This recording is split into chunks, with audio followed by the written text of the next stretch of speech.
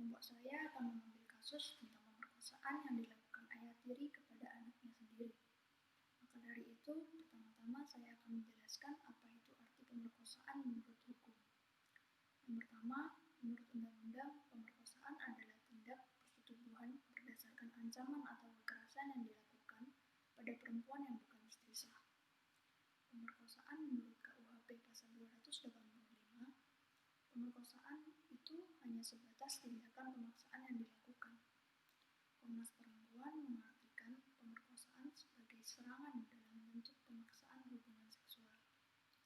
Pemerkosaan ini sangat berdampak buruk bagi kaum wanita, karena pemerkosaan ini dapat membuat wanita merasa tidak aman dan nyaman di negaranya sendiri.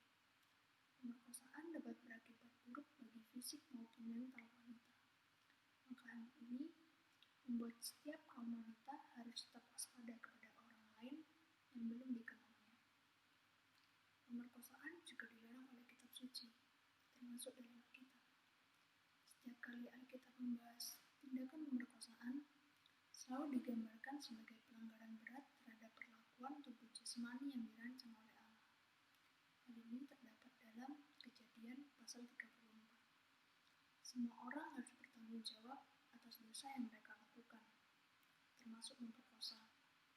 Tidak ada orang yang tak dapat dijangkau oleh kasih karunia Allah. Bahkan mereka yang telah melakukan dosa yang kecil sekalipun, Allah tetap mau mengampuni mereka jika mereka benar-benar mau bertobat dan berpaling dari kejahatan.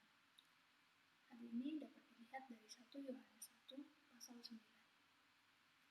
Ini bukan berarti mereka tak perlu dihukum menurut peraturan yang berlaku, melainkan ada sebuah harapan dan kehidupan yang baru bagi mereka yang termasuk tersangka.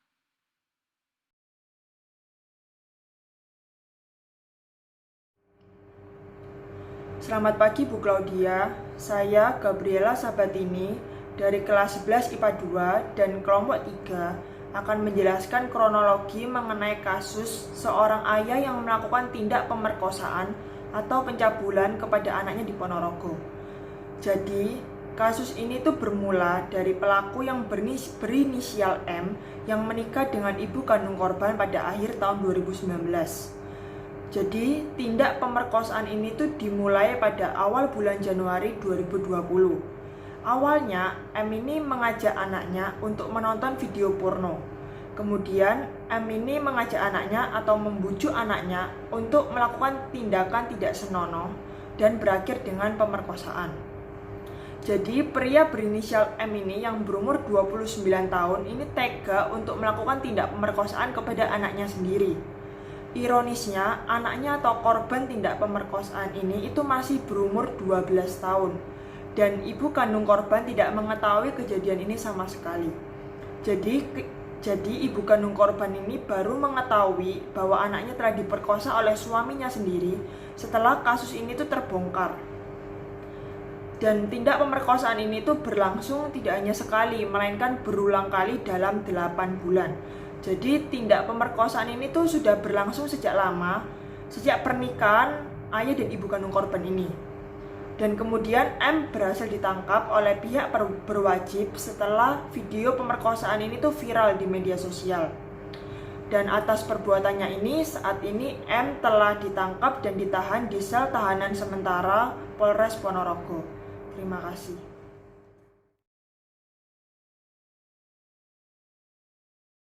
Perkenalkan, nama saya Lorenzo Setiawan, kelas 12A2, nomor absen 18. Saya akan melanjutkan tentang dampak yang akan terjadi di dalam masyarakat dan negara tentang kasus ayah tiri yang mencabuli anaknya di Ponorogo tertangkap setelah videonya viral dan korban itu masih dalam usia 12 tahun dan pria mencabuli ini sudah 29 tahun. Nah, saya akan menjelaskan bahwa anak itu adalah generasi bangsa yang sedang di dalam masa pertumbuhan dan perkembangan. Jika anak ini mendapatkan masalah, maka juga akan mendapatkan dampak yang akan menimbulkan bagi masa depan di negara. Jika tidak ada anak yang mau meneruskan dan lanjuti tindak pekerjaan-pekerjaan negara, maka negara tersebut akan hancur. Kalau dibuat dampak masyarakat, kalau semakin banyak kekerasan yang timbul, maka akan terjadi trauma yang timbul dan juga trauma yang semakin besar dan membutuhkan pemulihan yang jangka panjang terhadap korban. Jika terjadi sesuatu salah pada diri dia, maka akan mengaruh oleh masa depan, sehingga banyak keluarga yang khawatir atas perilaku tersebut, dan ketika mereka bekerja akan mengkhawatirkan anaknya yang berada di rumah, bagaimana keadaannya, apakah dia baik-baik saja, dan ini akan menyebabkan pada orang tua tersebut menjadi tidak fokus pada pekerjaan, sehingga mengacaukan suasana keluarga. Itu jika dialami oleh satu keluarga. Sedangkan kasus-kasus yang terjadi pelecehan seksual itu terjadi sangat banyak, sehingga banyak sekali keluarga-keluarga yang sangat kekhawatiran atau trauma karena tidak meninggalkan anaknya sendiri. Sehingga jika ini semakin banyak, maka mempengaruhi banyak orang dan akan mempengaruhi kehidupan bermasyarakat di sekitar kita. Terima kasih.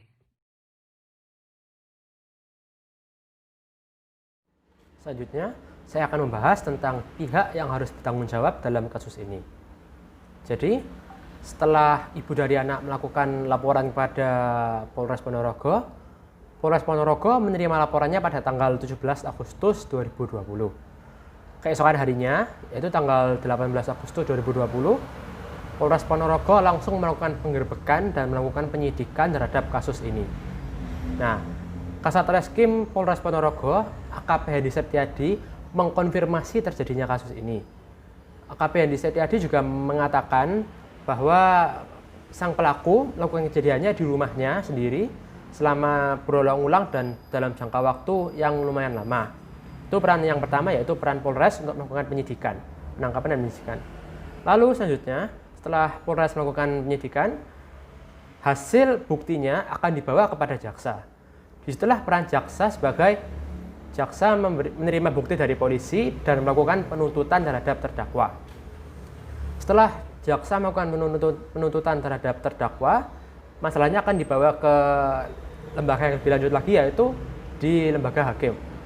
Di sini hakim sudah masuk dalam proses pengadilan. Hakim akan memberikan keputusan apakah terdakwa bersalah atau tidak. Di sini karena terdakwa melakukannya secara berulang-ulang dan dalam jangka waktu yang lumayan lama, pada anak di bawah umur, terdakwa bisa dikenakan 2 pasal. Yang pertama yaitu Undang-Undang pasal 80 ayat 3 tentang perlindungan anak dan juga UU ITE.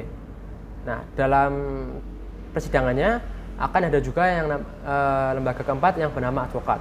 Advokat memastikan berjalan dengan lancar, sidang berjalan dengan lancar dan seimbang dan tidak terlalu memberatkan si terdakwa.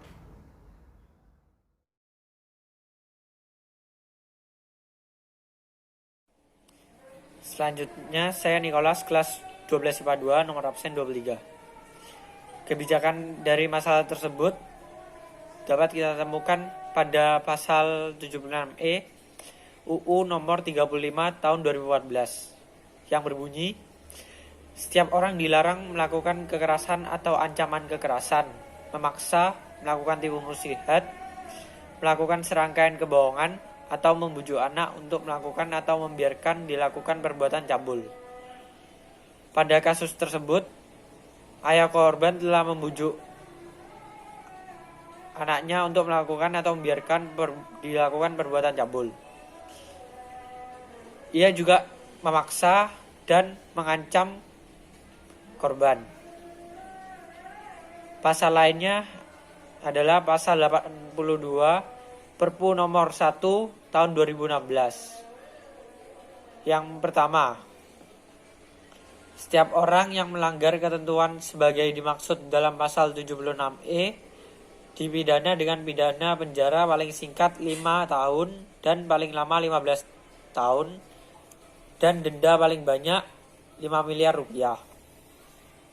Yang kedua, dalam hal tidak pidana sebagaimana dimaksud pada ayat 1 dilakukan oleh orang tua, wali, orang-orang yang mempunyai hubungan keluarga, pengasuh anak, pendidik, tenaga pendidikan, aparat yang menangani perlindungan anak, atau dilakukan oleh lebih dari satu orang secara bersama-sama, pidananya ditambah sepertiga dari ancaman pidana sebagaimana dimaksud pada ayat 1. Sekian dari kelompok kami. Terima kasih.